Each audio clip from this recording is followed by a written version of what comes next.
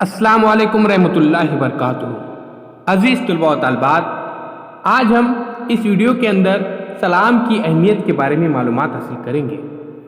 اس سے پہلے چینل کو سبسکرائب ضرور کیجئے، بیل آئیکن کے بٹن کو بھی پریس کیجئے تاکہ نئے تعلیمی ویڈیو سب سے پہلے آپ دیکھ سکیں۔ حضرت ابو ہریرہ رضی اللہ عنہ سے روایت ہے کہ نبی کریم صلی اللہ علیہ وسلم نے ارشاد فرمایا کہ تم میں سے کوئی شخص جب اپنے مسلمان بھائی سے ملاقات کرے تو چاہیے کہ اس کو سلام کرے، اور اس کے بعد اگر دونوں کے درمیان کوئی درخت یا دیوار یا بڑا پتھر حائل ہو اور پھر اس سے ملاقات ہو تو اس کو دوبارہ سلام کرے۔ عزیز طلباء و طالبات، سلام کرنا ایک اچھی عادت ہے، لہٰذا ہمیں اس عادت کو اپنانا چاہیے۔ جب ایک کمرے کے طلباء دوسرے کمرے میں جائے تو کمرے کے باہر سے سلام کرنا چاہیے۔ اگر سلام کا جواب دیا جائے یا داخلے کی اجازت ہو تو داخل ہو، ورنہ داخل نہ ہو۔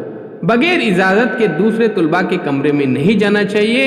یہی بات ہم کو دھیان میں رکھنی چاہیے کہ کسی کے گھر میں بھی آپ کو بغیر اجازت داخل نہیں ہونا ہے۔ اسکول یا مدرسے میں داخل ہوتے وقت اور نکلتے وقت سلام کرنا چاہیے، ایک بہت ہی اچھی عادت ہے۔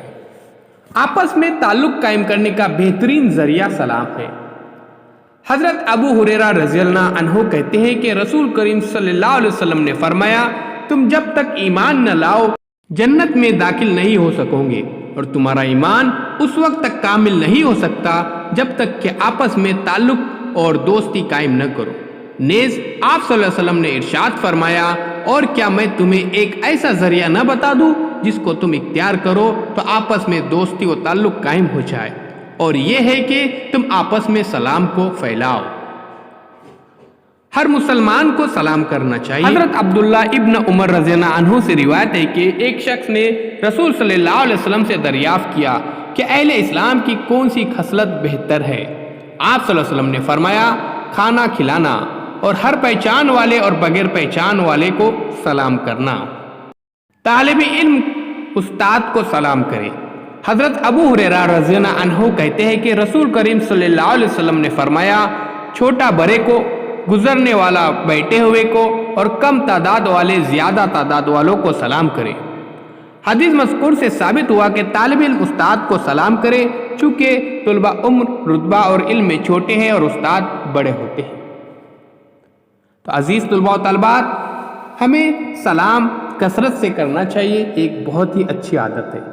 لہٰذا اس بات کا خیال رکھنا چاہیے کہ السلام علیکم مکمل کہنا چاہیے۔ جب طلباء سلام کرے تو صاف الفاظ سے سلام کرنا چاہیے، الفاظ بگاڑ کر سلام نہیں کرنا چاہیے۔ ہمیں پوری طرح سے واضح انداز میں السلام علیکم کہنا چاہیے۔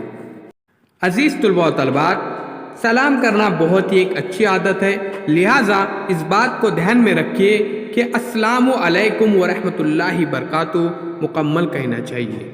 ایسے تربیتی ویڈیو دیکھنے کے لیے ڈیجیٹل اسکول کو سبسکرائب کیجیے، لائک کیجیے، اس ویڈیو کو زیادہ سے زیادہ شیئر کیجیے۔